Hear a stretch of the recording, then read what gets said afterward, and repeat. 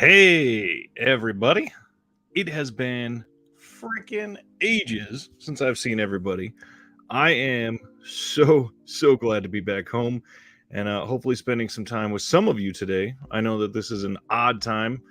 I can't even remember if I've streamed around this time on a Monday before. Probably not. But hey, I got 2 weeks of Reconnected to do this week. So, what better time than as soon as possible to do this first one?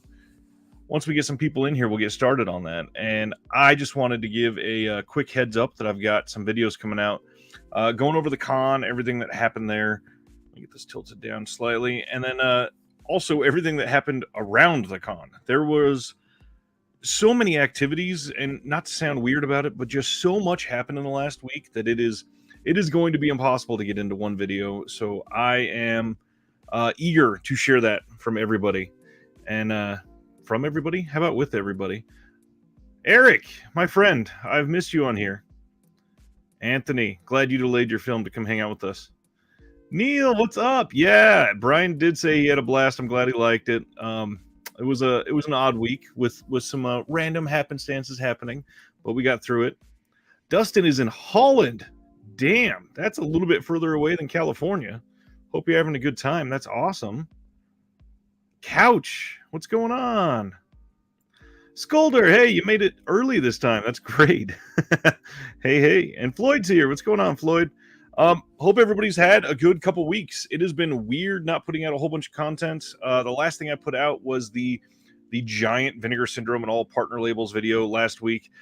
Edited that on the plane to California and got it up the next morning. It was a wild week. I had planned on doing Reconnected a day early on Wednesday, but turns out that when I got there, it's pretty much just a couple hours later, every single moment of my trip was all planned, like scheduled to the minute. It has been a very busy last 10 days. I'm just glad to be back here with some of you guys. Let's see. Oh, that's Man is here. What's going on, my friend? Neil spoke to Rob Genie, said we were lovely guys. That's awesome. It was so great meeting up with him. He is a great person. Let's see. First, I wanted to give some shout outs. So while I was gone, I was giving some daily updates to all my patrons in the Discord. It was insanity. I tried to get more out there, and I think I did a day one update. Here's everything that happened today. And then I couldn't do it the rest of the time. Pretty much at the end of every day, I would hit a pillow and then just absolutely crash. Jeff, good evening. It's afternoon here. Where are you? Because it could be different. Angel, you're here live. What's going on? Hey, Dave, what's going on, man? I'm glad you're here. Spaghetti, my friend, you made it. Working for the next 40 minutes. Yeah, luckily I was able to take the last day. I got home yesterday, and then I took today off just to recover. And then I got a family member that is moving into my house for a little while, so I had to help her with some things over the last, just barely over 12 hours. She got in at 2 a.m. last night, so even right after I got home, everything has even been scheduled. So yes, patrons, that's one of the things I wanted to shout out. Everybody that has joined the community and done what they could, kept it going the entire time I was gone. I mean, I saw messages flying in while I was doing other things, and I wanted to jump in conversations, but it just wasn't feasible. It was, again, so busy. But the patrons, let me share. I'm going to probably do this twice tonight, but just a quick shout out to these guys, because all these guys that are in the Discord genuinely have a community where we are talking to each other, hanging out with each other, sharing movie recommendations, looking for new shelves. That was a recent one.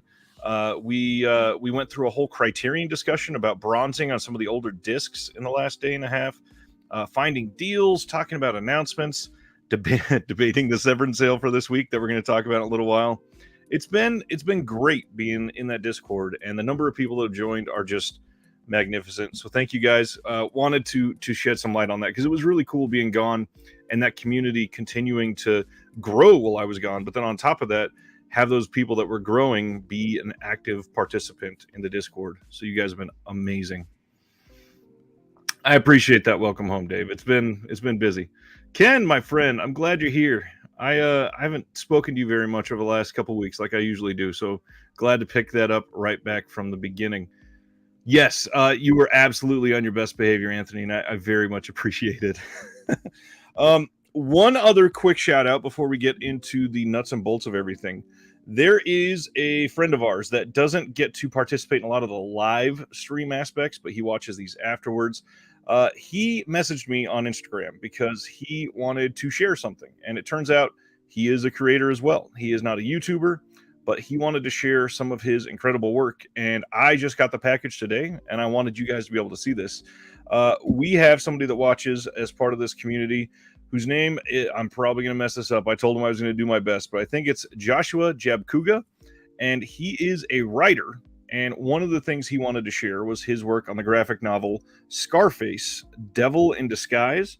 And he wrote this, and I can't wait to see this. And the back of this, essentially, this is a prequel. So I wanted to share the two things that he sent and see if maybe you guys are interested as well.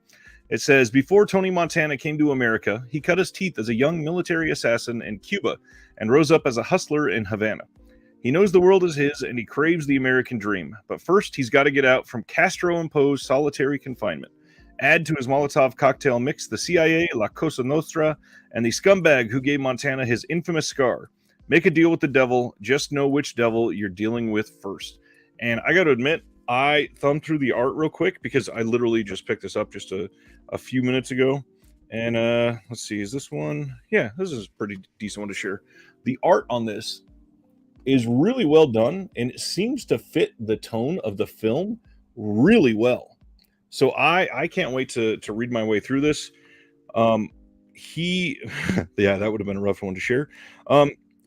Again, it's just really well made, and simply just for appreciating the channel, he wanted to get a copy of this in, and I said I would share it with all of you guys. So this looks fantastic. Again, thank you, Joshua. This is amazing. I will happily be reading that one. And then the second one, which might align with a lot of your interests as well, he also wrote Bubba Hotep, what is it? Bubba Hotep and the Cosmic Bloodsuckers. Look at the art on this cover here. And the story in here, it says, return to the world of the cult classic film in this prequel to the original story. President Nixon has discovered an alien threat, and he knows there's only one man he can reach out to for help, Elvis Presley. But will Elvis be enough to defeat a horde of cosmic bloodsuckers?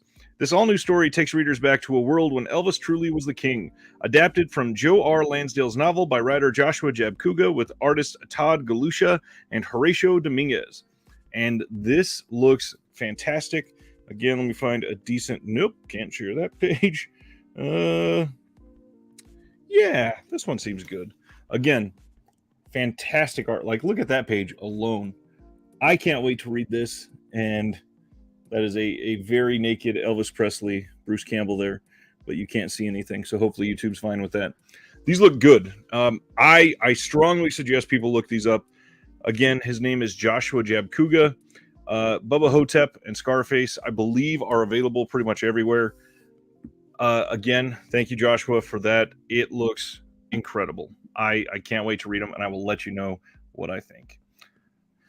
Sardis, you are late, but that's okay. I'm just glad you're here. I feel like I haven't spoke to you in forever, and I feel really bad because you were there on the live telecast from last week on the other channel, and I was like, hey, I'm going to try to do Reconnected tomorrow, and then my whole trip fell apart. So it was amazing. Again, I apologize for not having Reconnected for a full week. As I go through a couple more of these comments, I was curious, do you guys want to go over the Vinegar Syndrome sale stuff again? Because technically, the last Reconnected was the night the sale went live. So my newest items are all from the sale, but I don't want to reiterate those. If you, still really have those fresh in your brain, I'm happy to go into what they offered, but I don't necessarily need to unless somebody wants to see them. Angel Pereira asks, who is the publisher? And they are both through IDW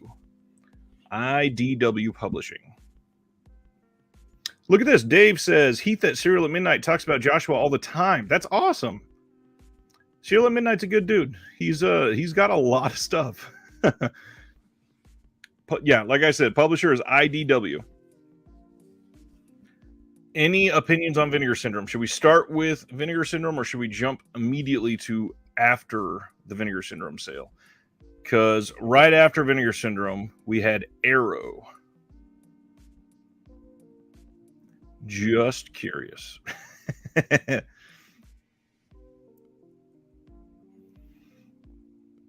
All right. Angel wants to go through VS, and so does Jeff. Sardis says, I bought $260 of partner title new releases, still waiting on halfway stuff.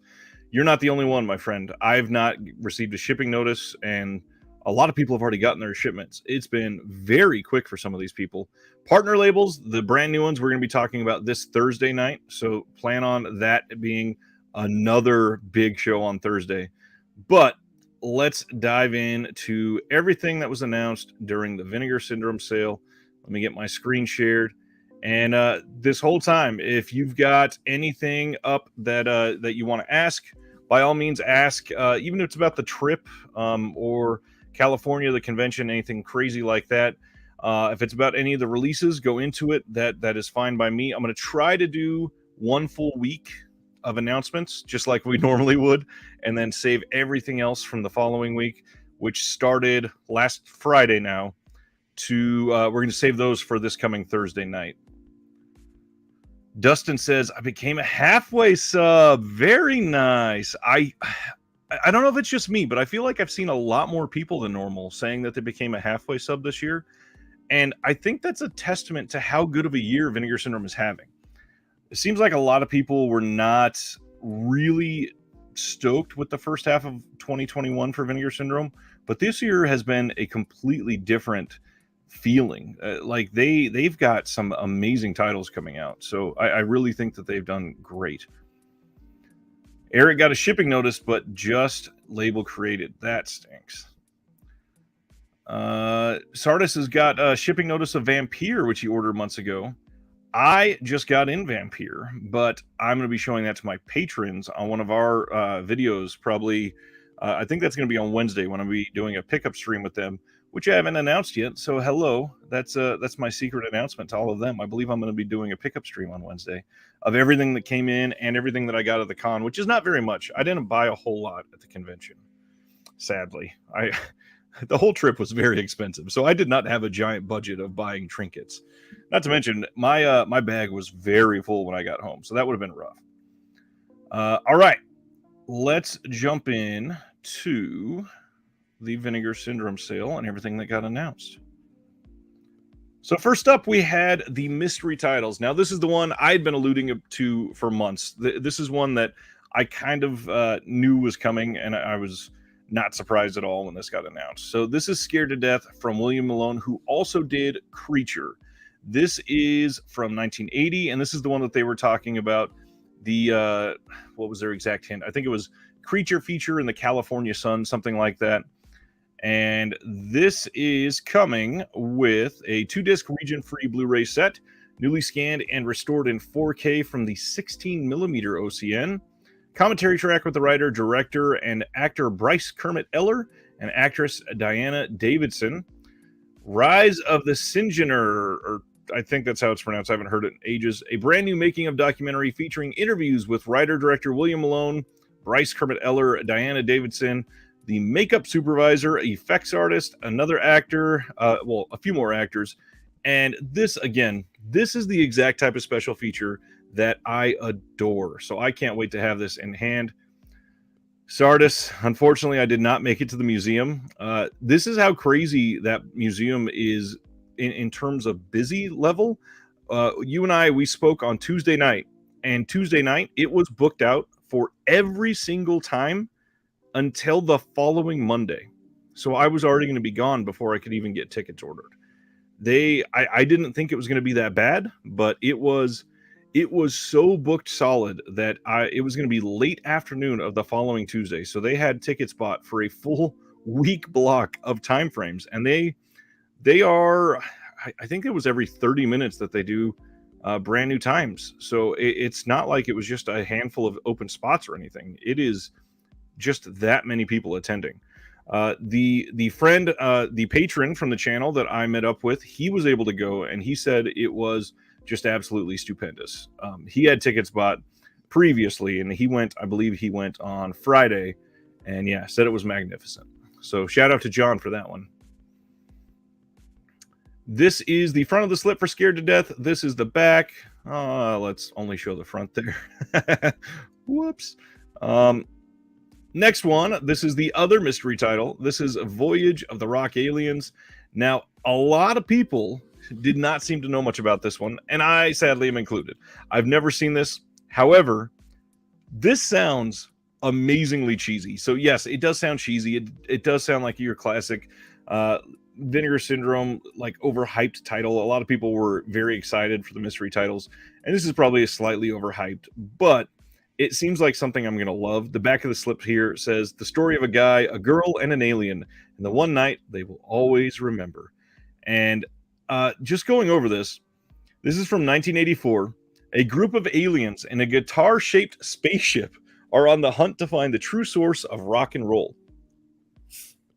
After spotting teenage Dee Dee and her boyfriend Frankie, each of whom are vying to become the top rocker in the small town of Spielberg, LOL, the aliens land only to set off an increasingly strange series of events and musical mayhem that threatens the very existence of the town itself.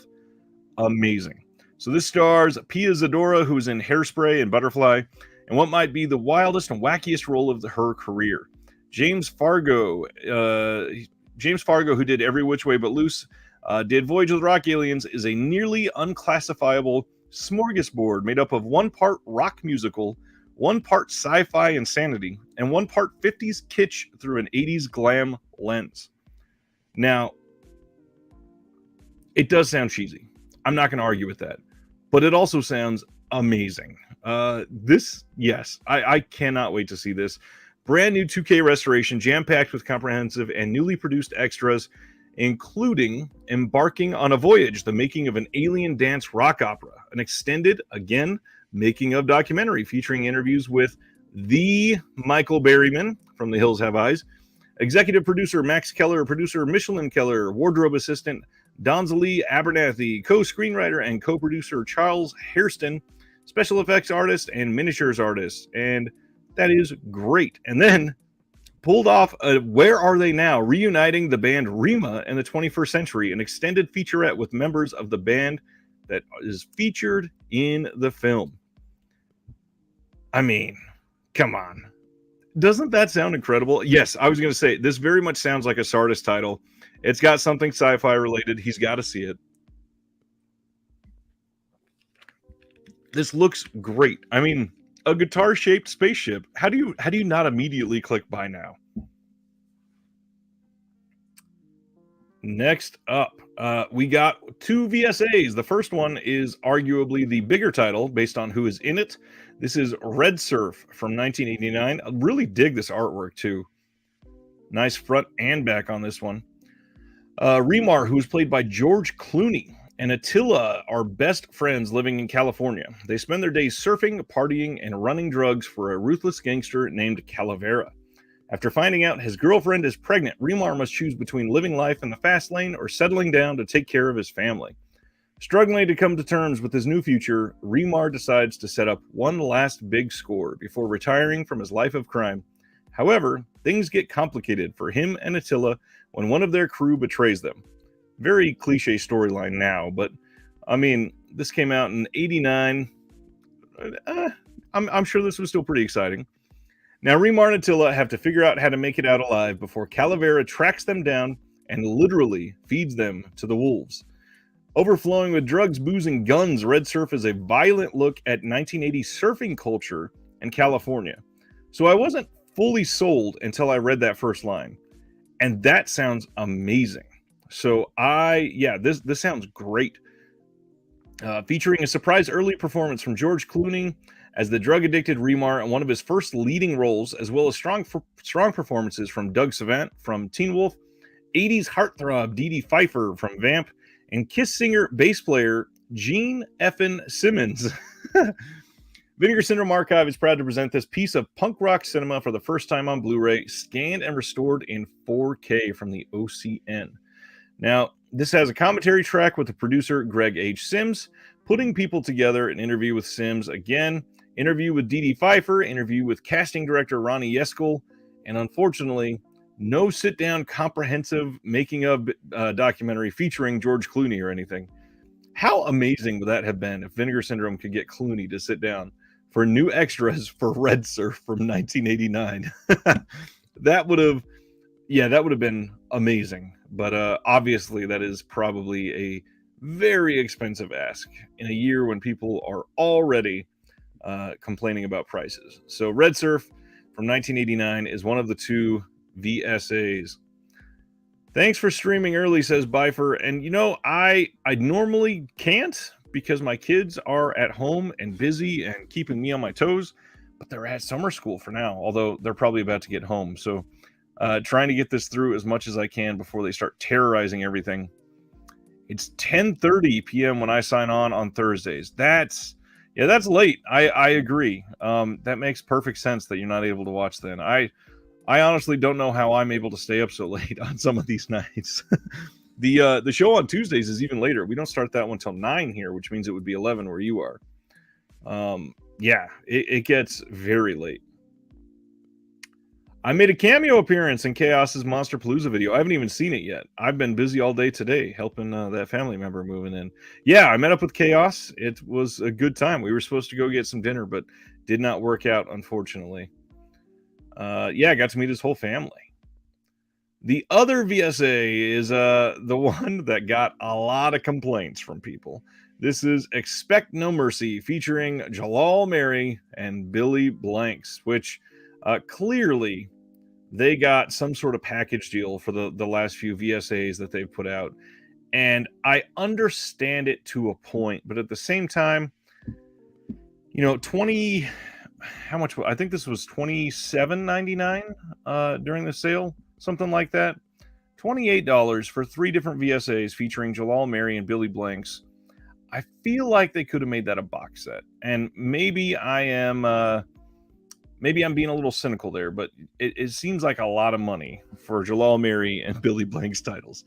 Now, that being said, this one does sound better than the other two, I must admit. The plot here, this is from 1995, by the way. Justin Veneer, played by Billy Blanks, is a highly trained and deadly agent for an elite police force known as the Federal Security Bureau. After a fellow undercover agent turns up dead, Justin is recruited to infiltrate a high-tech martial arts training facility known as the Virtual Arts Academy, where students are trained in combat situations using virtual reality. All right. Once inside the facility, Justin is to make contact with another undercover agent named Eric, played by Jalal Mary, who believes that the academy is really a front for a team of hired assassins run by their power-hungry leader, Warbeck. With fear of their covers getting blown, Justin and Eric must face off with computer-generated opponents in a series of simulated fights that have real-life consequences. This is, again, a 4K scan from the 35mm OCN, region-free, coming with a commentary track with Jalal Mary, another commentary track with the director, Zale Dalen, an interview with Billy Blanks and Jalal Mary, interview with the director, and then another interview with actor Anthony DeLongis. And then Expect No Mercy, the video game, trailer, intro, and playthrough for the Windows 3.1 video game based on the movie, which is wild to me that this got a tie-in video game. This is so odd that is on there. I like it. I'm very curious in seeing it, especially for a Windows 3.1 game. Anthony says, fingers crossed VS releases Tybo in the future. Dear God. Thankfully, I think it is probably tied to Jalal Mary instead of Billy Blanks. So, unfortunately, I think the odds of Tybo, ironically or unironically, are probably not in our future. Jeff wants to hear more about Crimes of the Future. So, Friday night, I went to Universal City Walk with my friend Jeremy Long, the comedian that has been on the channel a couple times, and my other friend who watches, Brian Michael Vanderahe, and we went to see Cronenberg's Crimes of the Future. Now, full disclosure, I was exhausted from a very, very long day, and I fell asleep for like 15 minutes in the first half, maybe slightly a little more. I was it was a rough afternoon, but I was up for most of the film, and Crimes of the Future was it was well made for the most part, but I think that this was probably my least favorite Cronenberg film. Did not like it. The effects in the film, obviously well done. Like a lot of people are talking about Earman, and I think I saw Neon is even selling a little like ear patch that you can put another ear on your body somewhere. But it was just I don't know, like what I was talking to the guys about afterwards is it felt like he had ideas for some really good special effects and made a movie around the special effects, and because of that, the story took a back seat and it just didn't work. And then the other side of it, I've never liked Viggo Mortensen, and for some reason, I had it in my head that the person starring in Crimes of the Future was a British actor that wasn't Viggo Mortensen. And when I saw it was Viggo Mortensen in the film, I was rather disappointed. Kristen Stewart did very well when she was on screen, but she was not on screen enough. She only had like 2 or 3 very short scenes. Overall, yes, I think that it was an interesting idea that ultimately failed to deliver a story that I was anywhere near interested in. And the second half that I saw, wide awake and just flabbergasted with what I was seeing, was certainly not for me. It was just the film may have a demographic, but I was not a part of it. That's for sure. Next up from Vinegar Syndrome, we got a catalog slipcover for The Bees, featuring some very prominent actor and actress on the front here. I really dig the back of this slip with the bee on the camera obscuring part of it, but overall, The Bees, in my opinion, is not really top tier Vinegar Syndrome. It's more lower middle tier. It's an okay movie, but I'm glad we finally got a slip for it. And then we also got a slip or I guess a box set for Taboo 1, 2, 3, and 4, which is in 3 different Blu-ray cases. And this is an adult film box set, which is kind of surprising that they released this for the halfway sale, which means they have a lot of other adult titles that are going to be needing catalog slipcovers eventually. So we may be seeing some of those during the Black Friday sale this coming year. And then we'll probably see at least one more during the Valentine's Day sale if they have it again. The next one, there was another catalog slip. Did I miss it? Oh, I just didn't go far enough. Hello. Hobgoblins. Now this is one that people have been waiting for a long time. Hobgoblins catalog slip, and I think this art is great. Unfortunately, the art is probably better than the film, but it's a fun film, and most people had this or at least wanted it. So I think, if anything, this will potentially get some people who had it on their wish list for eventually. It probably got them to buy it. The Hobgoblins is one that really didn't need any help being sold, but this art alone will certainly move some copies. And then they released a couple new shirts. This is the logo tee that they've had previously, and it's on this nice red color on black. I'm certainly very curious about how this is going to look actually worn and how much you're going to be able to see the red, because that red is very dark.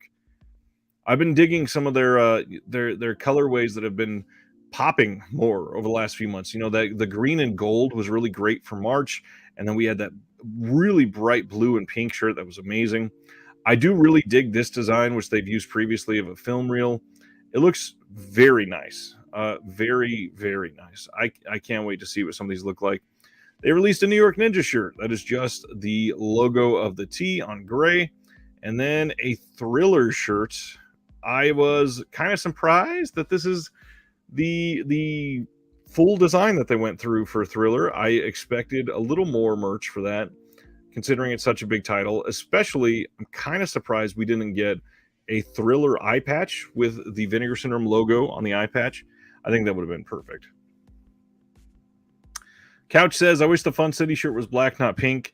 It's a nice shirt. It's decent, but I kind of agree with you there. I think it would look a little bit better. Maybe not black. I don't know. Maybe it's just me. As I wear one right now, I'm very black teed out. I think that there's a lot of t-shirts printed on black lately, and more other diverse colors is a nice choice, I think. Let's see. And then we got a really interesting development, and I have seen a couple people complain about the price on this, so I wanted to bring this up. They released New York Ninja and The Scary of 61st as 35 millimeter film trailers. Now, interesting thing about this is that if you look, and I don't have the clearest picture of it, I took the first one that they have. Let me see if I can zoom in at all for you. There we go. So this says 35 millimeter trailer 1. They are giving catalog numbers to both of these 35 millimeter trailers. So I imagine if those sold well, which it appeared that they did pretty well, that they may come out with some more. These are also printed on film that is not going to be as able to be damaged as other, standard 35 millimeter film. I can't remember the material that they were actually printing these on, but they look nice. Nice little box that you can store on the shelf with the movies. If you happen to have a projector, you can easily play this. If you really want to go out of your way and do something very cool, if you have a theater that still plays film, a lot of those theaters will happily play some of your film. If you come in at an off time, or you rent out the theater for a little while, what you could do is rent it out for like a birthday. And a lot of the theaters have been doing like $200, and you get a whole theater for yourself, and you get to pick the film. So if you got somewhere that can do that, you can probably go through and play your trailer or trailers if you happen to get both of them, and then choose a film for afterwards. And I bet they'd be willing to work with you. Sardis says, who has a 35 millimeter projector at hand? I agree. I don't think that this is something for everybody. I don't think that this is a piece that they expect to be, used widely. I think that this is one of the examples of people. I think this is one of the examples of Vinegar Syndrome falling into the collector mentality.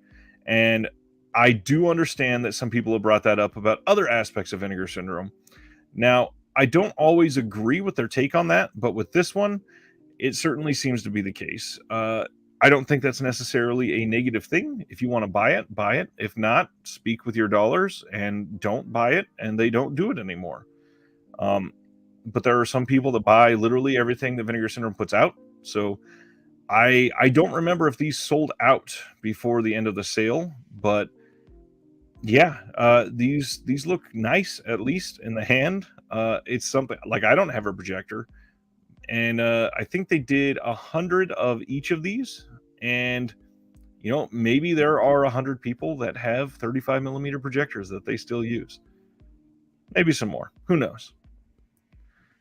Next item, we finally got a Viewmaster reel for Flesh for Frankenstein. Now, last November, I brought up, where is the Viewmaster reel for Flesh for Frankenstein? They had previously done one of those for the other 3D title, and that was one of the reasons that they said they were doing it. So I'm glad that they did it for this one. It just feels like it's late. They should have done it back in November. And then they started putting out some enamel pins, which look really nice. I love enamel pins. I've got hundreds of them myself. These look really great, really good designs, especially this one. We got a drive-in collection set of pins. A lot of people, again, complained about the prices on the pins, but good enamel pins are very expensive. They're usually $12 to $15-ish, and these were seemingly properly priced. That's about all I could really offer for those. Then we got a lot of hints for the second half of 2022, which, again, as I just mentioned, a lot of people have subscribed to Vinegar Syndrome for the second half. So let's go through some of these. In the first half, if the first half of 2022 was mind-blowing, wait till you see what else is in store. This July, so we already have our entire package for July. Here's what it is. we are proudly presenting Michael and Roberta Finley's legendary Bigfoot horror Shriek of the Mutilated on Blu-ray for the first time and fully uncensored from a new 4K restoration of its long-lost OCN. Plus, we're dipping our toes into Jess Franco's vast filmography with the Blu-ray debut of the Red Lips films, Kiss Me Monster and Two Undercover Angels, both exclusively restored from their 35mm negatives. And to round out the month, we're bringing the Cynthia Rothrock classic Righting Wrongs to Blu-ray, presented in multiple cuts. It's the first of several Hong Kong genre picks we have in store for later this year. I know a friend of the channel, Foo for Thought, or Sean, was very excited for that one. He expected that during the halfway sale. I did not expect that one yet.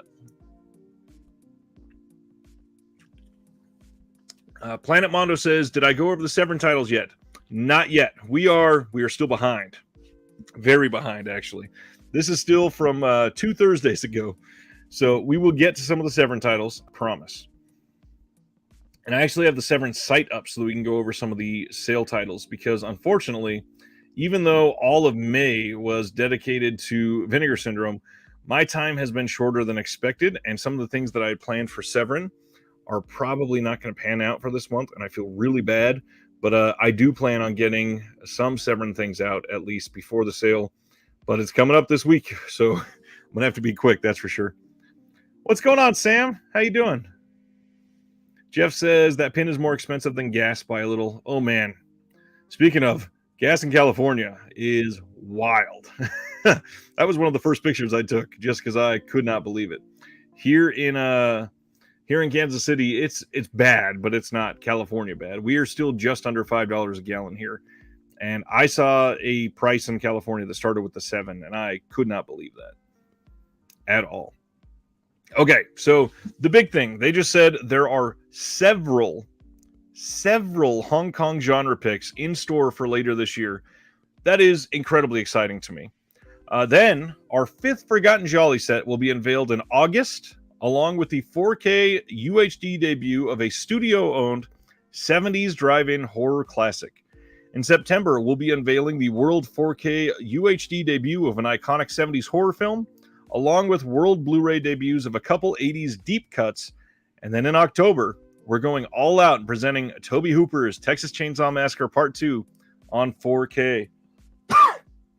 That one says, alongside a diverse trio of horror gems, including Euro classics from the 70s and 80s, and another major 4K upgrade, which, I mean, that is going to be a huge October. And if they are putting Texas Chainsaw Massacre 2 in 4K in October, November is going to be massive. Massive this year. Then it says, finally, in November, we're working on another colossal collection of horror and exploitation classics, including our 2nd installment in the Homegrown Horror series, which will have Moonstalker, which was previously released by Code Red, I believe, and 2 other deep cut slashers, along with 4 other major gets, among them several Blu-ray and 4K debuts. It's sure to be a whirlwind of cinematic delights. Now, if this does not get you excited for the second half of the year, there is not much that can, because the amount of things that they are putting out is absolutely ridiculous. And that's why I fully stand by the subscription. If I know it's a lot of money, I know that it's a lot to pop down at once, but if you can swing it, it is such a worthwhile time to literally get everything at the sale price when it's released, and even cheaper technically, because you're getting box sets for the same price of a regular Blu-ray release. And it has been worth it for every year that I've done it, and I just can't wait to see. And the growth that they've had this year, it does sort of scare me for what the subscription might cost for 2023. But again, the growth has been monumental. I mean, they're putting out Texas Chainsaw Massacre 2 in 4K. That is huge. Plus everything else. But obviously, a Toby Hooper film like that took some money to license, I guarantee. Sardis says, I'd rather spend that money on partner titles, and this is the only thing that I can't really argue with. I fully agree. And the hard part is to get the partner titles the cheapest, is to be a subscriber. So Obviously, if you're only going to get partner titles, it doesn't make any sense to be a subscriber and get that discount because you're still going to be spending more on the subscription than you would saving. But it really is nice to get everything at even the partner labels, literally sale price the day that it's announced. It's fantastic. Oh, and the partner label slate, by the way, incredible, completely incredible. They have been as exciting for me as Vinegar Syndrome, and some months even more so. And that's kind of hard to do lately with how much Vinegar Syndrome is pumping out of just incredible titles. Let's see. I think that's all Vinegar Syndrome. It is. So Imprint had a sale. It's over. So we're going to skip right over it. Arrow put out Flatliners in 4K. This is coming August 2nd. And this is no surprise. They had the most obvious clue in the world for this one. And pretty much everybody knew that they were doing. This is a movie that is no secret. We knew that this was coming last year because somebody got a postcard of one of their releases. This is another Kevin Bacon film. So, but also Julia Roberts, Kiefer Sutherland. Going to be a decent looking release. It's not a title that I'm going to be clamoring for, sadly. It looks good, but it's not mind-blowing good for me. And they are also putting out the Running Out of Time 1 and 2 set that we had heard was going to be getting a US release. So this is the US and Canadian release of this, since Eureka is putting it out in the UK. This is from 1999 and 2001. And there is also an Aerosite exclusive version, which is shown here with this very, I think, really good artwork slipcover on this. This is, I'm assuming, the original poster art. And this release looks great, although it looks exactly the same as the Eureka release. So it's just a matter of what region you're in and who you want to buy from. At least we have options. Now, that is it for Arrow. You'll see we had 2 titles. That is it for August. Now, Arrow had a reason for that. And unfortunately, they had to share that via Twitter. Well, I guess they really didn't. One of their employees, James Flower, shared a thread on Twitter. And I'm going to share that with you. But one of the other things that happened that same day was Fran Simeone from Arrow announced that he was stepping down. He left Arrow, and he is now starting his own venture, which I believe is called Radiance Films. Let me make sure I got that right. Radiance Films. And now they're going to be doing that's what it's called. It's Radiance Films. They're going to be doing very Arrow-esque type of work. They're going to be distributing films. They're going to be putting out as many releases as they can. They've got some stuff coming. They've already announced some of the people they're working with, and it all sounds great. I do wish Fran all the luck in the world, and I think he's going to do amazing because he's got the right frame of mind. But speaking of the right frame of mind, a lot of people have complained about replacement discs over the last year or two, and James Flower shared this thread so that he could discuss them. So let's go over this a little bit. He says, "Hello. So you might be wondering why this month's Arrow video announcements are looking much slimmer than usual. Don't worry. It's not a signal that things are going down the tubes at Arrow headquarters. Quite the opposite." I'm going to zoom this in just so you can see it a little clearer. He says, "As you may be aware, we've had a few QC issues recently that have necessitated replacement programs, as well as some embarrassing errors on our packaging. The packaging error that he's talking about was the art that looked just like the Criterion release of Man on a Wire, and they fixed that. There's a brand new slip coming for that. Totally new artwork. It's not something that is stuck out there. It is just they're fixing it. Once it was brought to their attention, they fixed it immediately. This has not gone without note at Arrow headquarters, and we've been discussing ways to prevent it in the future. While the majority of these issues have been unanticipated and we've acted as quickly as possible to correct them, we are well aware that it only takes a handful of mistakes to endanger some fans' confidence in us, especially when replacement programs are involved." Which, I don't know. Maybe I'm too much of an optimist on this side, but I don't see how this really should affect people as much as it has. There is a slight inconvenience, obviously, with getting a replacement disc, but unless you were planning on watching that on day one, they're not charging you anything. You just wait for another piece of mail. It's just another replacement program. It's not super big of a deal. It's not like they're telling you, we know there's errors and you just have to deal with it. So it's false advertising or something. Then he says, with that in mind, we've decided to only release 2 titles each in August and September in order to discuss and implement an even more rigorous QC process, as well as giving us the space to finish work on some especially demanding projects. Hello, Shawscope Volume 2. So that answers a few questions there. Some people have been asking, why are they not doing more for QC? They are now. This is something that they are trying to do to make sure that they are not doing this again and again and again, which has been a problem, obviously. The other question, people have been asking, where is Shawscope Volume 2? But it turns out they just weren't ready for it. They were trying to, they were probably trying to rush it a little bit, but with all of the mistakes, they realized they should not be rushing it. So they're not going to be putting that out when they had expected, which I believe was June. And we're in June now. So that was on the hints that was put out last December for this year. So obviously that's not happening in June, but we should be getting it probably by the end of the year. I'm assuming it'll probably be another December release. Then he goes on to say, this circuit breaker will also give us the opportunity to restructure the team following some sad departures, like Fran Simeone that I just talked about, with these aims in mind. We're also on the lookout for QC freelancers. Please send your CVs to info@arrowfilms.co.uk to be considered. This was actually a really cool thing for me to see. He was willing to point out there that there is a lot of talent in the community that likes these pieces that they're putting out, and they would be willing to pay people to QC their work. That is that's big of them to be able to say it like this. So I liked that. Jeff says, I can be a tad optimistic. Unfortunately, you are very correct. My dog is yapping at somebody loud.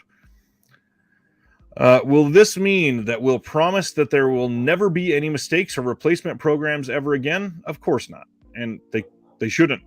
So I'm glad that they didn't. Sometimes these things are truly beyond our control, but we recognize that there are weaknesses in our current workflow and are doing what we can to fix this. That's probably the best thing they could say about it. We hope this goes some way to repairing any damage to our reputation and customer goodwill. We care very deeply about our releases, providing the best experience from top to bottom, and take it seriously when we fall short of this aim. We'll be back to our usual size schedule in October, which work is already well underway on. The coming year should be our most exciting yet. I mean, they kind of had to say that, of course. Otherwise, people are going to walk away anyways. With something to please everyone, including some of our most requested titles. And then he included a Hellraiser GIF, which don't know if that was meant as a clue, but some people definitely took it as a clue. And that is all that he said. Now, so yeah, I feel good about this, but at the same time, I hate that they feel led to say something like this. It does show that we have enough people in the community hounding them, saying things that are truly very, very negative to lead to something like this. I'm willing to bet most people watching this are probably not those types of people. So thank you for not being that type of person, but it does suck that we have other people associated that love physical media that can be that sort of vocal and not great about it. So I don't know what I'm going there. I do think that they are looking to have a very good next 18 months. And by first says, tape my eyes open, I will QC for free. While I agree, they were looking for some very specific pieces of experience that you could point out, like actual QC that you are either familiar with, or the equipment that you use, the way that you could give very technical information. So I think that it's far above my capabilities. I can look at a screen and say, this looks very good. That's about all that I can do.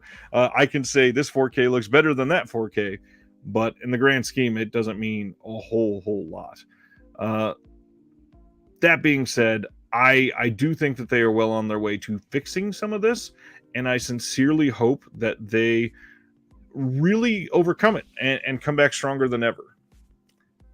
Now, that being said, I do think there is a big elephant in the room, and that is the fact that they were still majority of their shares bought by the Hut Group. And I think that that alone has caused a lot of people to lose trust in Arrow Video. And they can't fix that because the Hut Group's not going to sell them now, of course. They are either making them enough money, or they think that turning this around is going to be a big enough deal for them that they will make enough money. And yeah, they're not going to invest into the infrastructure of merchandising on the back end, using the same manufacturing process, and then get rid of it. So I completely understand why they wouldn't. So that's about where we're at. So let's get back to sharing the announcements. Any questions about the Arrow, comments or anything like that, let me know. But yes, for 2 months we are only getting those 2 titles, and that's, again, I don't think it's a bad thing at all. I don't think it's something that anybody should be upset about. I think that it is gonna do well for them. I think that they are probably going to come out of this looking better to a lot of people, and clearly there's been some people that have lost a lot of faith in them. So we shall see. John is here, just popping in to say hi. Glad to see you back in business. I had to be, man. It's been too long. Thanks for spending time with me again in LA. Jeff says, would Criterion have addressed their QC issues in what seemed a transparent manner?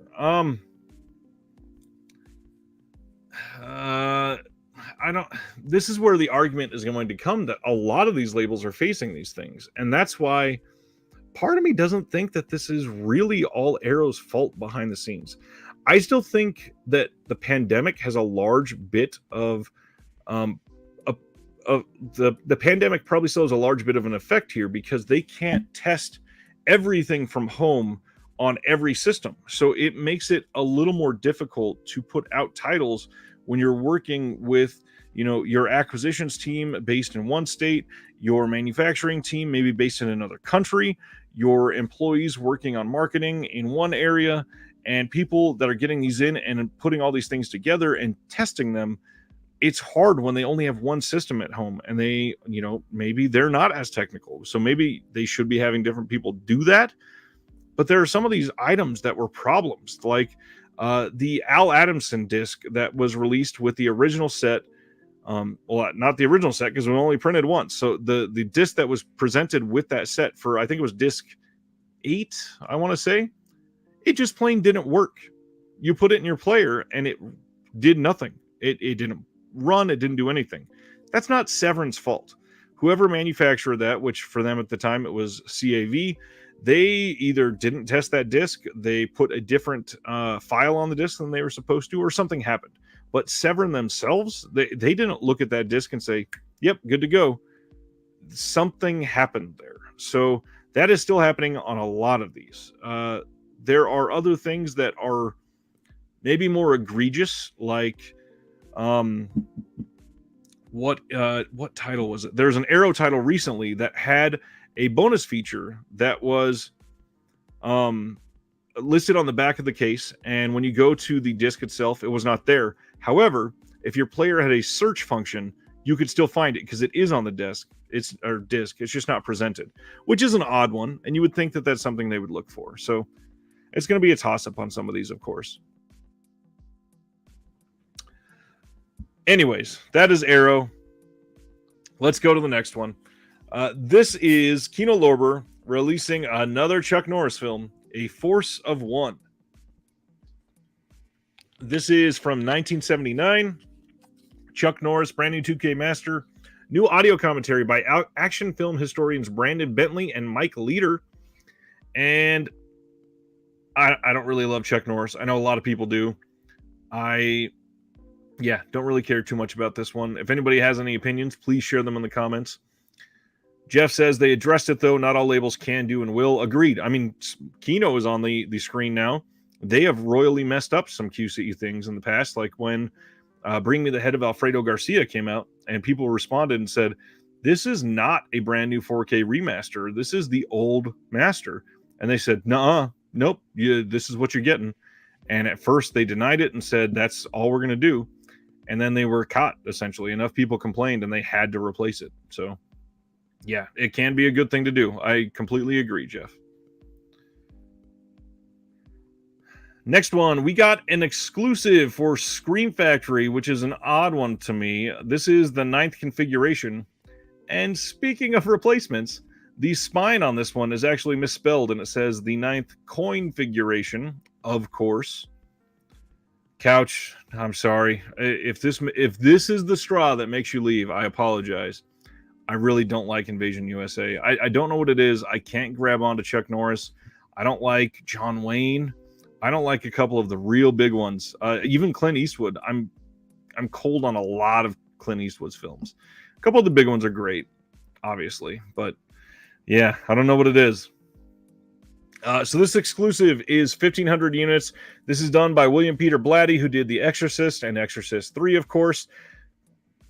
This one, I am kind of confused why this was an exclusive release. It really should not have been. This probably could have been just a standard release and not been a collector's edition and been great.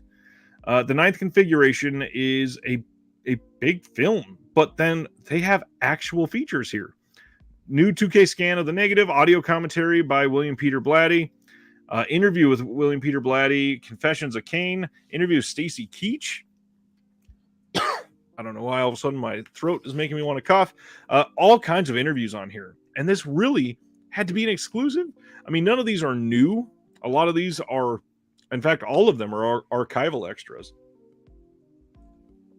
But still, this is a pretty big title. I'm really confused why this one was not a standard release. And this is why a lot of people have, come out and completely lambasted Shout Factory for their exclusive releases. This seems like just a ploy to sell 1,500 titles quickly, and they're still in stock. So if you want it, it's out there. Here we go. So this is probably the biggest announcement from Severin over the last few months. This is the Incredibly Strange Films of Ray Dennis Steckler. This is another one of their big, giant director filmography box sets that gets almost everything that they've worked on. And this looks genuinely enticing. And I've never even seen a Ray Dennis Steckler film. So I'm going to go through this a little bit. This has 20 incredibly strange films scanned in 4K or 2K from the best existing 35mm and 16mm vault elements, sole remaining prints, and video masters, including several rarely seen, thought lost, or never before on disc, plus all new special features, audio commentaries, a full color book, and more that smashes the fun barrier. So the films in this go from all the way back in 1962 all the way up through 2008. They include, and we're going to go through this a little bit more because I'm going to go to the Severin site, but this box set looks incredible. Disc 1, Wild Guitar. Disc 2, The Incredibly Strange Creatures Who Stopped Living and Became Mixed Up Zombies. Disc 3, The Thrill Killers. Disc 4, Rat Pink. I think this one's actually Rat Fink a Boo Boo. And the Lemon Grove Kids. Disc 5, Body Fever and Cynthia the Devil's Doll. Disc 6, Blood Shack.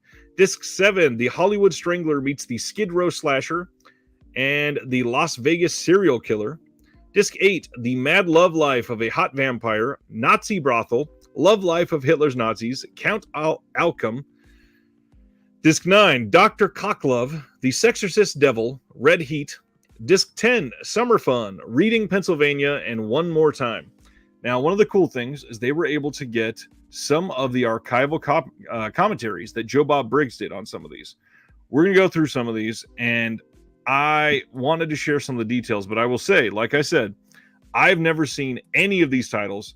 I don't know if they are good. I don't know if they're worth checking out. I don't know if they are anything.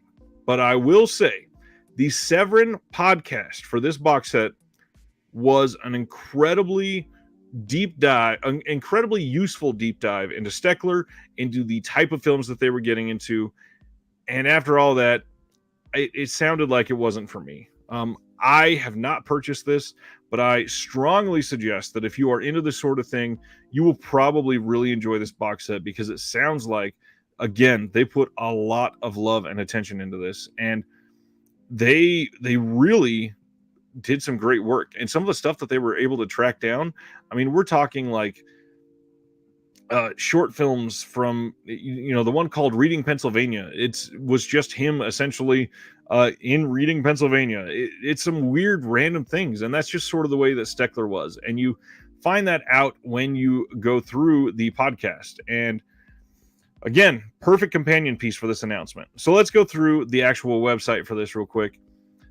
New book in this is called The Incredibly Strange Filmmaker Who Stopped Living and Became a Mixed Up Legend, written by Zach Carlson, who also did Destroy All Movies and Bleeding Skull, a 1990s trash horror odyssey, with contributions by Charles Devlin. Some special features that I wanted to bring out on some of these. For Wild Guitar, Bud Eagle Rock's interview with an actor, The Incredible Strange Film Show, Season 1, Episode 2 on Ray Dennis Steckler, Master of the Grind, an old interview with Ray Dennis Steckler.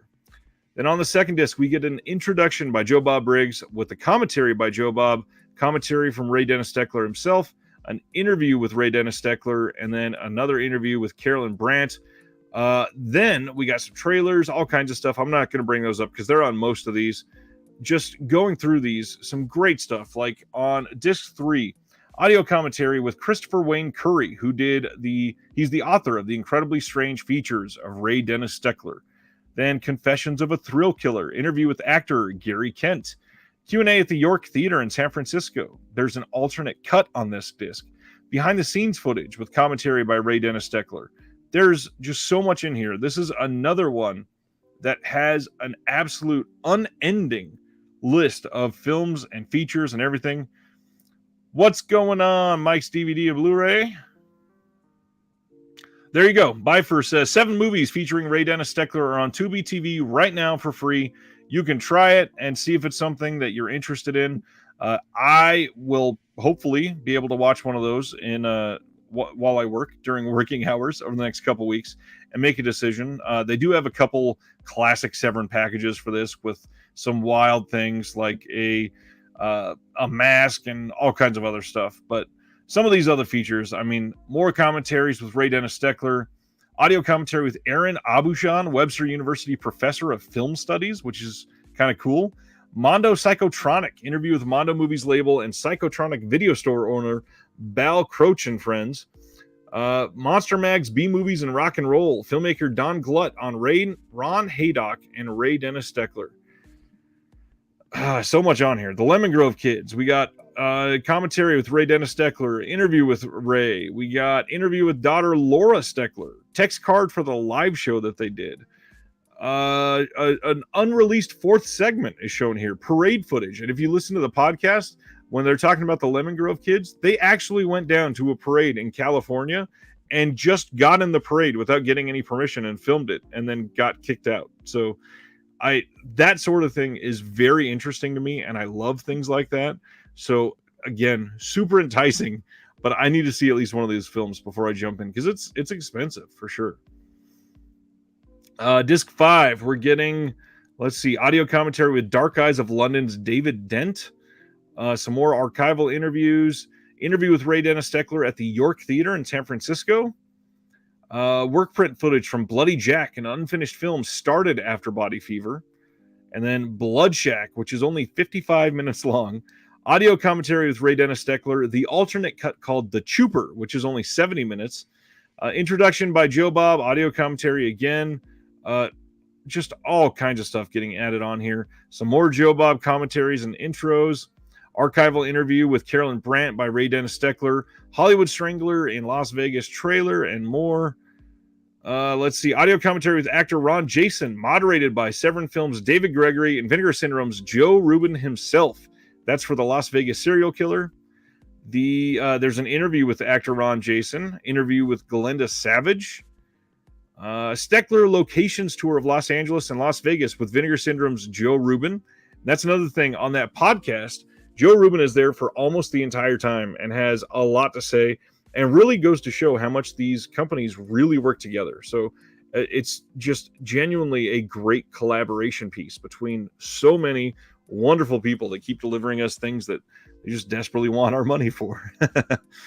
On Dr. Cocklove, interview with actress Lovey Goldmine, Lost Films production digest versions of Face of Evil and Slashed. And then on Disc 10, Summer Fun, Reading Pennsylvania, one more time, we get American Grindhouse extended interview with Elijah Drenner, director of American Grindhouse, who is now the man behind Decanalog, one of the Vinegar Syndrome partner labels. And Natasha Diakova's screen test for one more time. Ray Dennis Steckler talks B-movie filmmaking at a Vegas high school. And then Johnny Legend's final interview with Ray Dennis Steckler and behind-the-scenes footage from One More Time. Lots of stuff on here. I will say this promo here that is sort of a trailer for the set, but it's long. It's like 7.5 minutes, and it is a very good eye into the type of film that these are going to be, and you get an eye on some of the extras too. So that should give you a very, very interesting look into the type of person that Ray Dennis Steckler was, and clue you in on if it's something you want to purchase. Highly suggest the trailer followed by the podcast, and that should be enough to really get you caught up. Now, there are two bundles. The first one, this is limited to 300, and this one is $171, and it includes, zoom in here for you, the box set, of course, a cell sheet signed by Carolyn Brandt from The Incredibly Strange Creatures, a Hall of Fame and Animal pin of Ray Dennis Steckler, and then this really cool Thrill Killers t-shirt. Now, considering that this costs $171, when you compare that to the price of the box set by itself, that is $150, that's actually not a bad deal. If you were really wanting to go in, it seems like $21 more would get you a lot more for your money than just the $150. Just my opinion. But then you can go all in on Ray Dennis Steckler, and you have the hallucinogenic Hypnovision bundle. This one was only 100, and they are not sold out yet, but they will be soon. I think they said they only had like 20 of these left earlier, or maybe it was even down to like 5. This has the box set, the pin, the t-shirt, the signed press kit, but then we also, we have the signed cell sheet. Then there is the vintage press kit. You get a Steckler Movies hat. And then the big thing is this Cash Flag mask, which they only had 100 of them made. And this bundle is $288. So you have to wonder if the 3 little bonus items here that are not in the other bundle are worth $117 to you. Maybe this is the one you want. By Furrer says, no to Ray Dennis Steckler, saving my money for Shawscope. I get that. I do have at least one friend. Flickering Waves is huge into Ray Dennis Steckler. So I know that this is a big one for him, and he has been championing Ray Dennis Steckler for a while. As soon as we got that this was coming, this was certainly on his radar. So Ray Dennis Steckler has his fans. That's as much as I'll say. I have never really been even been able to see anything. So I can't really make an opinion either way, but from what I see, I don't know that it's something that is going to entice me enough before it goes away. And by the way, speaking of it going away, I don't see anything listing it as being limited like the Adamson box set was. So I don't think if you are interested in this, I don't think you have to jump on this now. If this is half price in a sale like next June, that could be worth it. Although the MSRP on it is $220, so it's still going to be $110 if it's ever 50% off. It's still a lot, but you know. Sardis says, not for everyone. If you like campy films, they are entertaining. I don't want to recommend anyone on a $150 purchase. Probably check out Tubi before you decide. Completely agree there. All right. I think we got at least a few more. Don't even know what I was saying there. Let's see. Oh, wow. We still have a lot more from this first week. It's been busy. All right. From Kino, we are getting a Lonely Hearts. This is with Cliff Montgomery. Robert Ryan. Did I read that wrong? Yes, I did. Montgomery Clift, Robert Ryan, Myrna Loy, Dolores Hart, Jackie Coogan, Maureen Stapleton. This is from 1958, and I've never seen it. Again, blank spot on a lot of these classics, unfortunately. A lot of these Kino discs are the way I'm seeing these for the first time. But one I have seen, which I love, is Leviathan from 1989, the best year for aquatic horror ever. And we are getting Leviathan in 4K from Kino coming here pretty soon. This stars, of course, Peter Weller, Richard Crenna, Amanda Pays, Daniel Stern, Ernie Hudson, and Meg Foster. This is going to be a big one. This is directed by George P. Cosmatos, who also did Tombstone and Rambo First Blood Part 2, of course. Leviathan, if you haven't seen it, the Scream Factory disc has been out of print for like a year or two now at this point. I see this one doing very well for Kino. This is a great movie. Highly recommend it. Highly, highly recommend it. Coming in the fall of 2022 from Discotek is Shogun Samurai from 1978. This bloody Kinji Fukasaku period drama classic starring Sonny Chiba as Jubei Yagyu will be released in Japanese with English subtitles, newly retranslated subtitles, improved over the earlier releases. This is going to have a trailer, and that's it. Not a whole lot on there. And this will be, again, fall of 2022. Anytime we can get more Kinji Fukasaku, I am in. All right. Then we got a day that made some people very upset because we got some very big Shout and Scream Factory announcements. So let's go into some of these. We got Belle in 4K coming from Shout Factory on August 30th. Suzu is a shy, everyday high school student living in a rural village. For years, she has only been a shadow of herself, but when she enters You, a massive virtual world, she escapes into the online persona of Belle, a gorgeous and globally beloved singer. One day, her concert is interrupted by a monstrous creature chased by vigilantes. As their hunt escalates, Suzu embarks on an emotional and epic quest to uncover the identity of this mysterious beast and to discover her true self in a world where you can be anyone. Now, I read that synopsis because a lot of people are loving this one.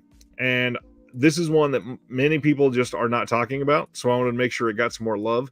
It sounds like it's going to be a hell of a release. And the bigger thing, you can get the film elsewhere. I get that.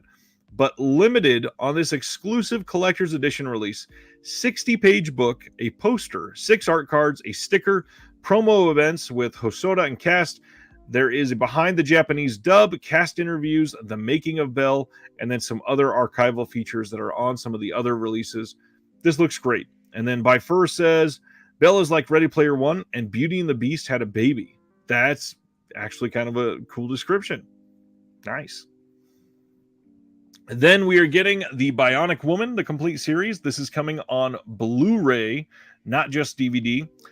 This is going to have extras in progress and announced at a later date.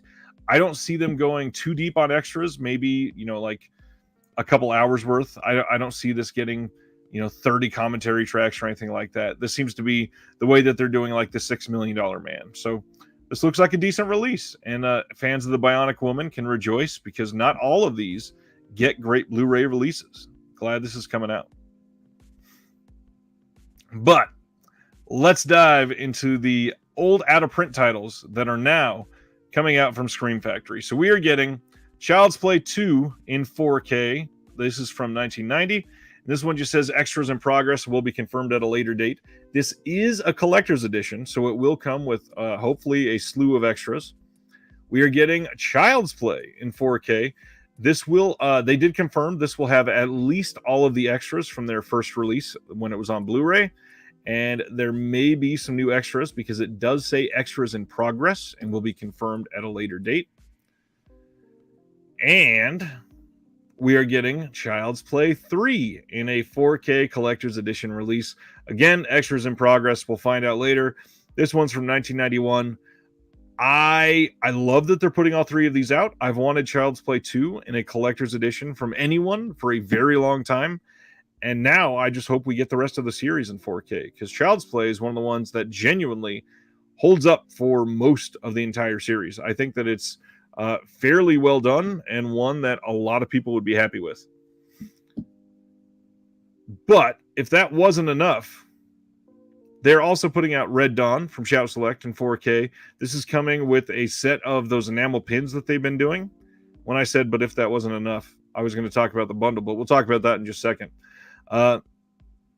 Red Dawn, great title. This is from 1984. This has a new 4K scan, but all of the other features are exactly the same from the original release. The big way that they're enticing people is with the poster and those pins. And of course, that it's in 4K. I'm sure this is going to look great in 4K, but this is probably one I'm not going to upgrade. It's got a great cast, and it's a pretty good movie. If you've never seen it, highly suggest it. Okay, let's talk about this bundle.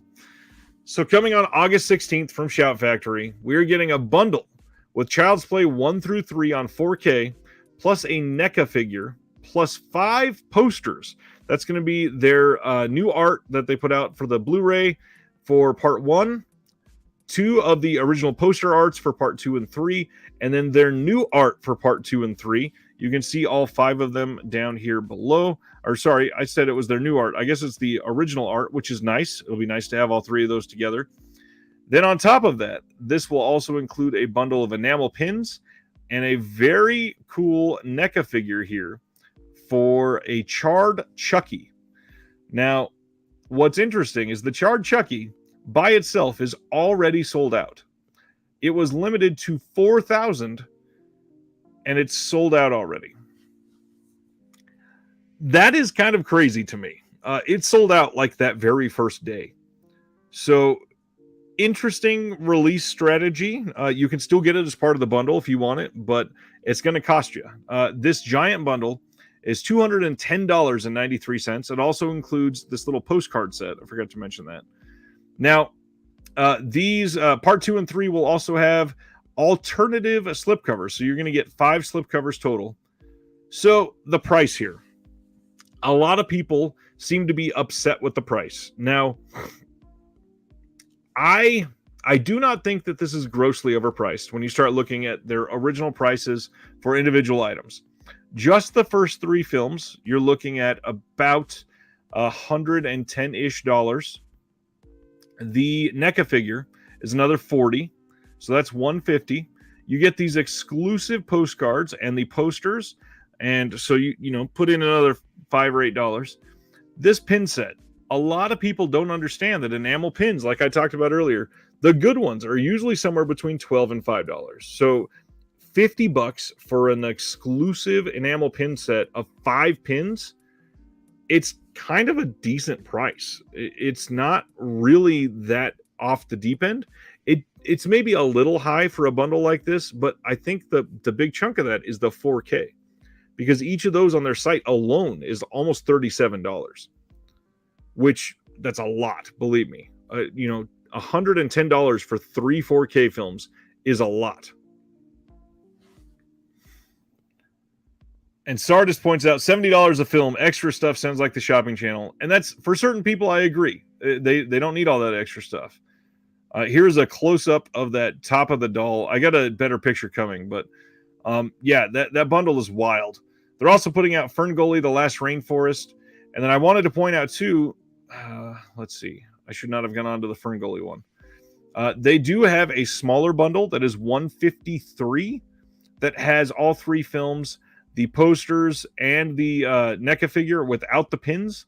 And that one is $153.90. So it's still a lot, but it's significantly less. And that bundle is also available still. It's not sold out. So you got 2 different bundles that you can still get the NECA figure as a part of. And yeah, if you want it, it's still kind of available. It's just a lot more money to get. But NECA collectors get wild. Again, Shout Select.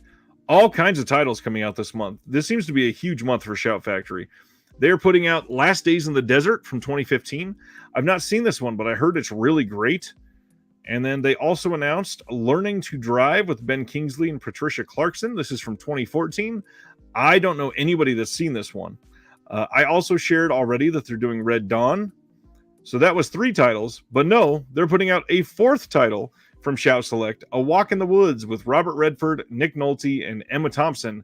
This is from 2015, and I did not even know this existed. This is an interesting one. We'll see if any of these get extras. I don't really count on them getting new extras, so we'll see. Here is that really good close-up. Let me zoom in a little for you of that Chucky figure.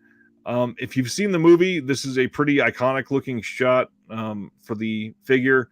I'm kind of surprised this has never been released by NECA before. The figure is an interesting take, and I don't think the pictures are going to do this one justice. The only thing I will point out is that it's a NECA figure, and it's not that big. These are not, 10-inch figures or anything like that. This is like a 5.5-inch figure. So keep in mind when you're purchasing it, the original Chucky figure that they did for Child's Play 1, it's very small.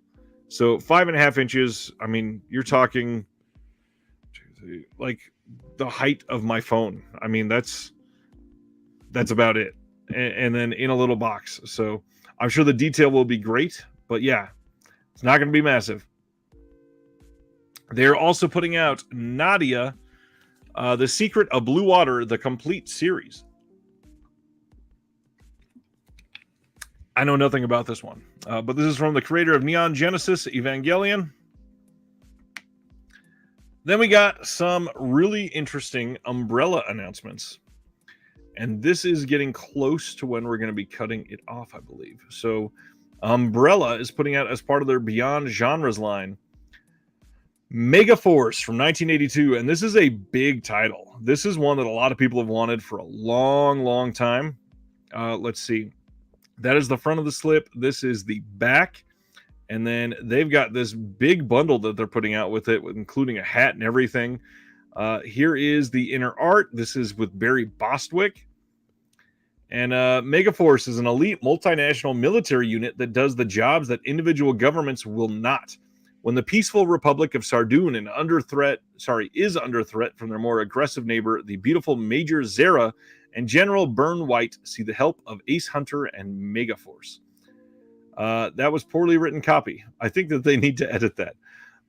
There are some exclusives on here. Ace Speaks, an all-new 40-minute interview with Barry Bostwick, which is really cool.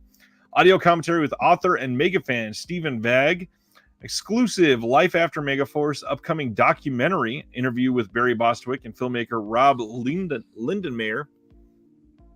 There's a new trailer for that documentary. There is a Hal Needham trailer roll, an old audio commentary with Barry Bostwick and Rob Lindenmayer, and just a bunch of other stuff. And then this Cult Classic Collector's Edition, limited to only 250, comes storming into the Beyond Genres collection with a reversible poster, embroidered cap, 8 poster postcards, holographic sticker, membership card, and exclusive extras. So much in there. Sardis asks, is this animated? It is not. This is a real live action film. You can see some of the shots here at the top of the back of the slip. And from what I hear, let's see. From the director of Smokey and the Bandit and the producer of The Godfather comes the ultimate futuristic, tongue-in-cheek action adventure about an elite combo fighting force armed with the most sophisticated weapons science can devise. Their mission is to preserve freedom and justice and battle the forces of evil. And this has never been released on Blu-ray except for in a German media book, I believe. So this is probably going to do very well for them. This is one that a lot of people have wanted. When I shared this on Twitter, a lot of people were sharing that post, and it went to some bigger names. Some directors in the U.S. are big fans of this one, and I think Umbrella is going to do very well with this release. They're also putting out Money Movers as part of their Ozploitation Classics line. This is from 1978, and it has a full-size replica day bill for the first 100 orders that are direct from Umbrella. Here is the back of the slip, and then here is the inner art. $20 million is enough to test anyone's honesty. This is going to have some exclusive extras on here. We got a roundtable discussion with the director and cast members, interview with producer and then a making of featurette with a lot of people that were involved from 2004. And their Ozploitation Classics line is just great. They've done some really, really strong work with all of their Ozploitation films, and that's good. I mean, their umbrella, they're from Australia. I'm glad that they're able to put hard work into their nation's releases for us. I believe this is pronounced Bilitis. This was also put out by Fun City Editions. This is coming to their Sensual Cinema line for Umbrella. This is from 1977, and this is limited to 1,000 on the slip here. The artwork will come uncensored, but they wanted to show you this art so they can hide the nipple here. Again, this was put out by Fun City Editions and has not gotten great reviews from a lot of people. Most people I know think that this is the worst Fun City film, but even then, it's not saying a whole lot because all of theirs are pretty good. I need to watch this one for sure. I did get this one in. I need to see it. They are also putting out Dr. Cyclops and Cult of the Cobra as a retro horror double feature. No extras, just what they've been doing for their retro horror features. Let's see. That one's about the coupon that Vinegar Syndrome announced as part of their sale. This is kind of a cool one. This is a really low-quality picture of the cover, but Quentin Tarantino is releasing his first book of nonfiction. The long-awaited first work of nonfiction from the author of the #1 New York Times best-selling Once Upon a Time in Hollywood is putting out a deliriously entertaining, wickedly intelligent cinema book, as unique and creative as anything by Quentin Tarantino. Now, just in case you want a closer look at it, because I didn't copy everything over, here is the link in the chat to the Amazon posting for this. So this says, for years he has touted in interviews his eventual turn to writing books about films. Now a cinema speculation, the time has come, and the results are everything his passionate fans and all movie lovers could have hoped for. Organized around key American films from the 1970s, all of which he first saw as a young moviegoer at the time, this book is as intellectually rigorous and insightful as it is rollicking and entertaining. At once film criticism, film theory, a feat of reporting, and wonderful personal history, it is all written in the singular voice recognizable immediately as QT's, and with the rare perspective about cinema possible only from one of the greatest practitioners of the art form ever. This is one that I can't wait to see. He's also doing a podcast, like Couch said here, and it sounds like it's going to be great. It's going to be a very obviously Quentin Tarantino podcast. He's got a singular voice, and when he does stuff like this, again, kind of like the copy said here, you can tell that it's him. And I'm very curious to see how good this does for him. And if it does well, I imagine he may make that turn to doing books. I just hope he keeps making movies. I know he said he's only going to do 10, and a lot of people say he's got one left. But man, I really hope he goes longer than that. Kino is putting out Electroglide in blue. We've talked about this previously, but we got some new details. This is going to have a new 4K master, new audio commentary by screenwriter Robert Boris, moderated by Alex Van Dyne. There's a new interview with Mitchell Ryan, new interview with screenwriter Robert Boris, and it's going to have this slipcover, and then the inner art has a reversible cover. This is the other side, Electroglide in blue. Kino Lorber is also putting out Don't Tell Her It's Me, but this is coming from Code Red through Kino. This is also called The Boyfriend School. This is from 1990. New 2K master starring Steve Guttenberg. And Shelley Long is also in this, as you can probably see there. So is Jamie Gertz.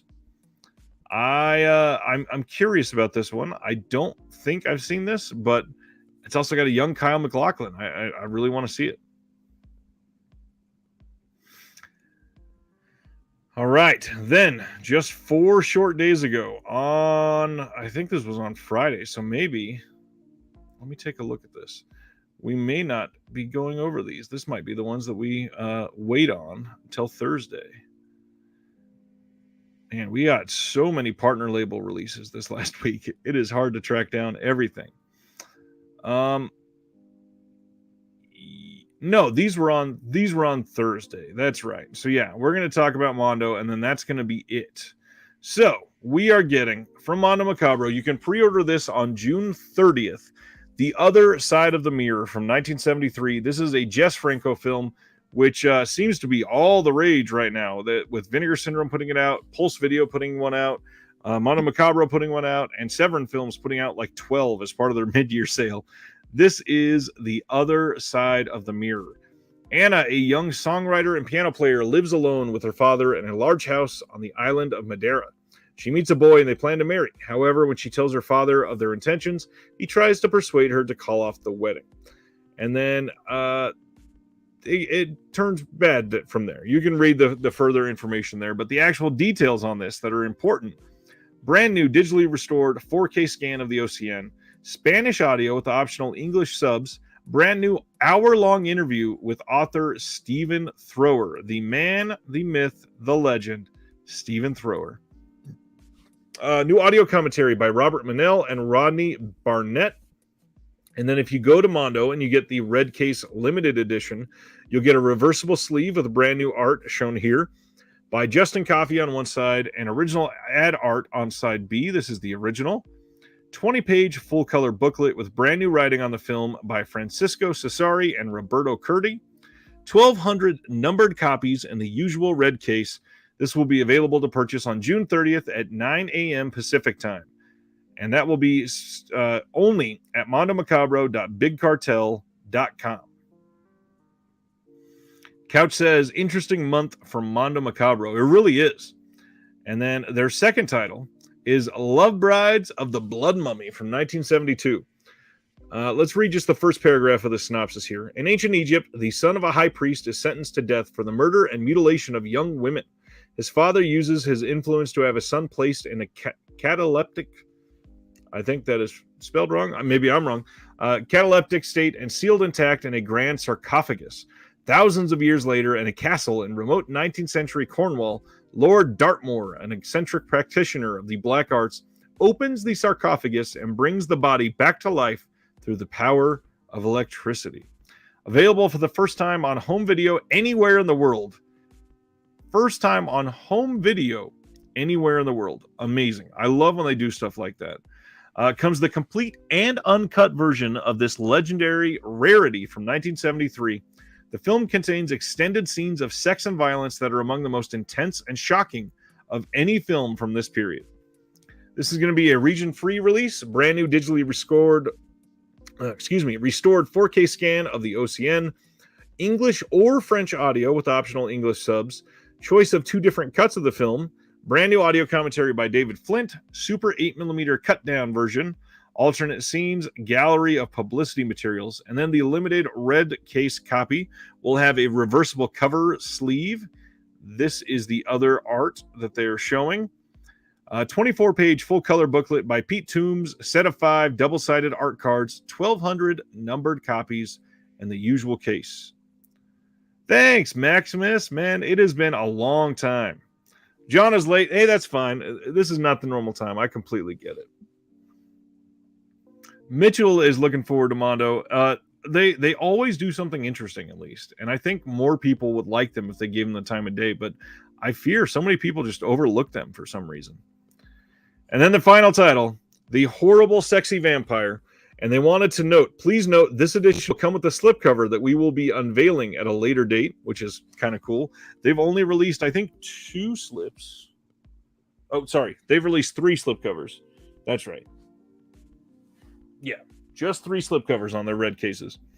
Now this one, a series of murders is being committed. Both men and women are victims of a mystery assassin. The police think it is the work of a serial killer. The coroner is not sure it is so simple. He has been studying the case and has discovered that for nearly 100 years in the same district, people have been killed in the same way and according to a very distinct time pattern. So the features on this one, or actually, let me read this paragraph because it's really cool. Something of a holy grail for fans of Euro horror cinema and notorious for its frequent scenes of nudity, the film has been unavailable for many years. This is a world premiere Blu-ray release. Filmed in Germany in the snowy winter of 1969, the film has a unique and morbid atmosphere and features an astonishing performance from Jess Franco favorite Wal Davis as both vampire and victim. This is going to be a region-free release, brand new 4K scan again of the 35mm vault material, choice of English or Spanish audio with English subs, new audio commentary by David Flint and Adrian J. Smith, an animated press book and publicity stills, and then a limited edition will have a slipcover, art coming later, 24-page full-color booklet by Ismael Fernandez, set of 5 double-sided art cards, 1,200 numbered copies in the usual red case. John says these are certainly better than the last batch. I think that these are incredibly unique compared to that last batch too. That last batch, it wasn't bad, I don't think. I need to watch, let's see, I think I've watched one of them. Yep. It's an interesting one. And then it doesn't help that one of the ones from the last batch we're already getting from Altered Innocence because it was a dual release and that was planned all along, and we knew that, but I don't know. It was an odd group last time, I agree. All right. That's all that we're going to go over this time. And then on Thursday, we're going to come back and start with the next Kino Lover announcement and go over everything from this last week. Because there was a lot. Partner labels alone is going to take a while to discuss because they had, I think, 13 releases.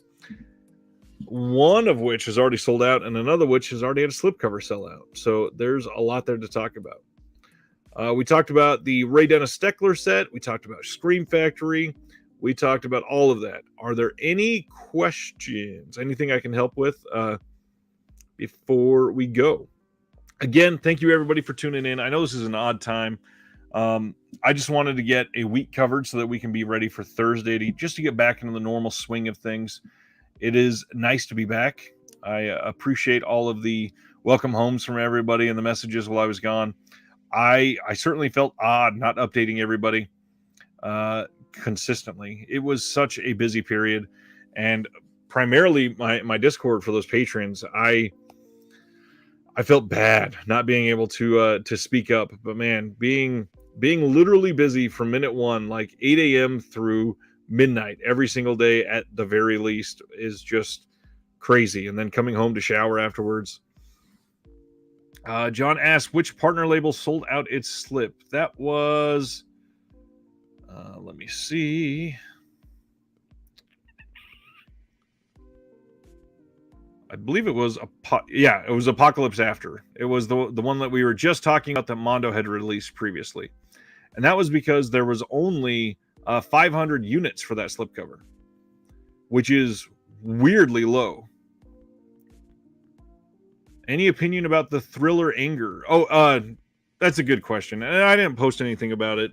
I think the Thriller Anger is completely unfounded and ridiculous. The only thing that they were not transparent about is how many that they were going to release, but they warned everybody, even in the back, in the period of the, sorry, I should probably say what the anger was about from everybody.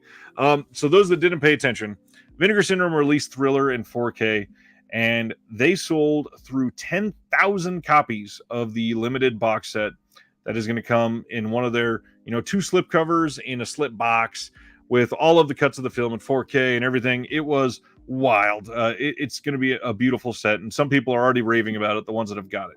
Now, during the sale, they sold out of the limited edition, of which they had 10,000, and they immediately started selling a standard edition. Now, the people that were seeing that and were getting upset seemed to be upset that they may have waited to purchase if they knew that there was a standard edition coming. We knew that there was a standard edition coming. They told us that it was coming. It's not something that was a surprise to anybody. I think the only reason they were surprised is that it was up for sale immediately, which I think is kind of an odd take. If something sells out and they have another version of it, why would they wait? The only reason logically that you should be upset about that is if you were looking to make money on that first release, which if there were 10,000 copies of it sold, most people that are going to be wanting that film probably got a copy of it. And the ones that don't are going to be okay getting that standard release later. So I don't see why there's so much vitriol over things like this. Vinegar Syndrome they put out this wonderful release, and that made everybody happy. And they said the 4K cut of both cuts are only going to be in 4K on this limited edition release, and there will be a standard release to follow. The standard release followed. I don't understand what there is to be upset about. I think it comes to it's. I don't even know the right way to say it. That was like 5 sentences starting at once. I feel like it's just coming from a state of privilege, and it doesn't make any sense. Anthony says, you were on vacation, so to speak. Kind of. Enjoy it. The Discord will be okay while you were away. By the way, if you haven't joined the Patreon Discord, do it. I appreciate that, Anthony. Yes, the Patreon and Discord is genuinely one of my favorite places to spend my time lately. Everybody, posting reviews of things they're watching, sharing what they're about to watch, discussing, deals we're finding, complaining of all the good releases and no money. It's hard. Speaking of that, John says, I still got to order my partner labels that I want. Only grabbed the Franco because of how fast it sold. That thing sold ridiculously fast. I think, if I remember right, it was under 2 hours. We'll talk about that more on Thursday, but there's a lot of people pissed off about that one too. I mean, that's some of these deals. They're only limited to sell a very specific number of them in the U.S. And Pulse Video is not from the U.S. originally, kind of like Subculture, and they still have their own copy available, which they can sell more of. So yeah, I don't understand all the anger that just comes from collecting for a lot of these people. It's wild. It's I don't know. It's about spreading, respect and love for film. And again, I don't know. A lot of people, the only thing I can get being mad about is that it was limited to 1,000, and I guarantee some of those went to people who are going to put it up on eBay for 3 times the price or more. I think it's already sold for more than $100, and people don't even have it in hand yet, which is ridiculous. But I don't know. That is as far as I'll go for that one, until Thursday at least. Any other questions? Once again, I want to just give a shout out and thank my friend Joshua Jabkuga, who sent me Scarface, Devil in Disguise, and Bubba Hotep, and the Cosmic Bloodsuckers. Joshua is the writer for both of these, and literally just wanted to share some of the work that he's helped create. So strongly suggest checking him out. I guess he is featured on Serial at Midnight sometimes by Heath, so seems like he's getting a lot of love out there. I appreciate him watching. I appreciate you watching. And if there's no other questions, I think we're going to give this odd reconnected a little early out today, and everybody can get back to their evening. I appreciate your time. Appreciate you watching. Thank you, guys. And once again, the last thing I'll say is a big thanks to the patrons. I shouted you out once earlier in the video, but you deserve more. You always do. Keeps this channel alive. Thank you, guys, and we'll see you all again live Thursday night for another Reconnected. But also, don't forget, tomorrow night on Disc Covering Cinema. Make sure you subscribe to that second channel. See you all next time.